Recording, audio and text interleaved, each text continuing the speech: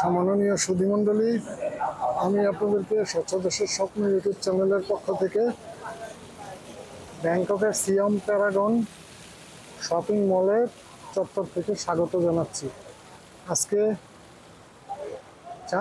Chinese new year উপলক্ষে সব shopping মলই রঙিন করে সাজানো হয়েছে এবং বিভিন্ন উৎসব চলছে।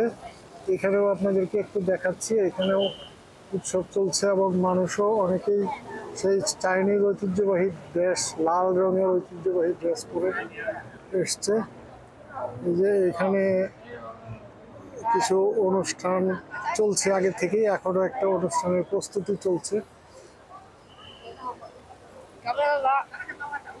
এখানে যে অনুষ্ঠানের প্রস্তুতি চলছে, বিশাল কর্মযজ্ঞ।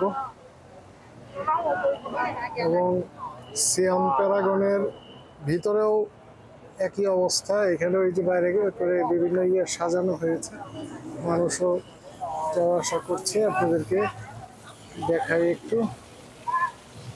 সিয়াম প্যারাগন এটা একটা প্রবেশপথ তো অনেকগুলো, এই প্রবেশপথের এখানেও রঙিন করে সাজানো হয়েছে। ভিতরে সব রঙিন এবং লাল পোশাকের সংখ্যাই বেশি।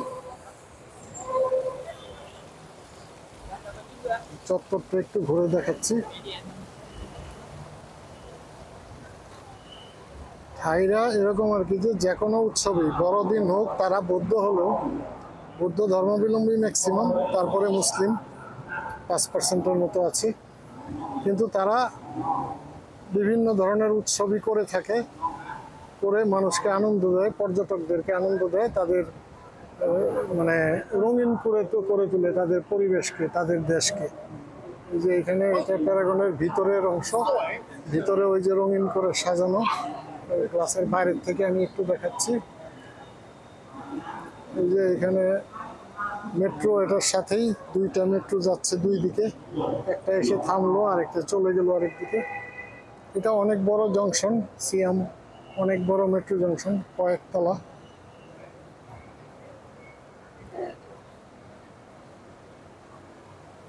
এই চত্বরে প্রচুর লোক।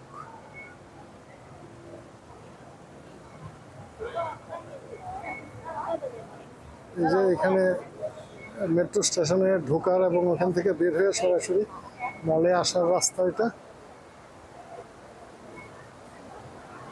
এখন পর্যটন মৌসুম, খুবই প্রচুর লোকজনের সমাগম পর্যটকের।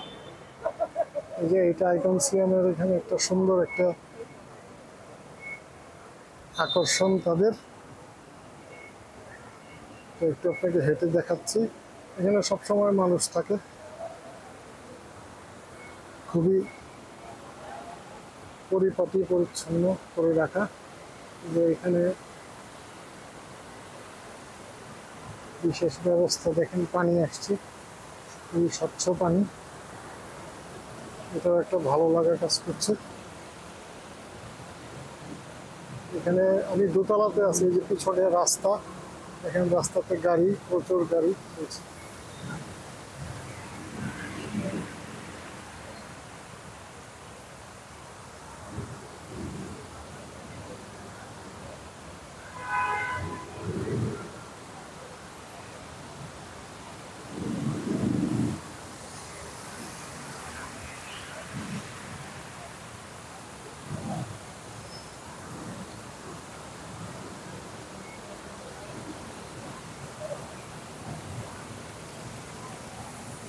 সৌন্দর্যটা একটু দেখালাম।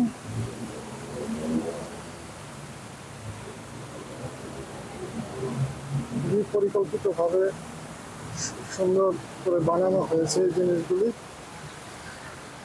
প্রতিটা। এই দেখেন ওইখানে মার্কেটের ফাঁকে যে ছোট ছোট অস্থায়ী দোকান, সেটাও রঙিন করে সাজানো। তারা উৎসবের মধ্যে থাকতে পছন্দ করে, তাই আনন্দ উৎসবের মধ্যেই থাকতে পছন্দ করে। আমরাও আমাদের পরিবেশকে সুন্দর করব, আমরাও আমাদের মতো সুন্দর করে আনন্দের মধ্যে থাকতে চেষ্টা করব, মানসিক চাপ মুক্ত থেকে আনন্দে থাকবো, সেই চেষ্টা আমরা সবাই করব। তাহলে আমাদের মানসিক স্বাস্থ্য এবং শারীরিক স্বাস্থ্য ভালো থাকবে। এই প্রত্যাশা রেখে সবাইকে ধন্যবাদ জানিয়ে এখান থেকে বিদায় নিচ্ছি। সবাইকে ধন্যবাদ।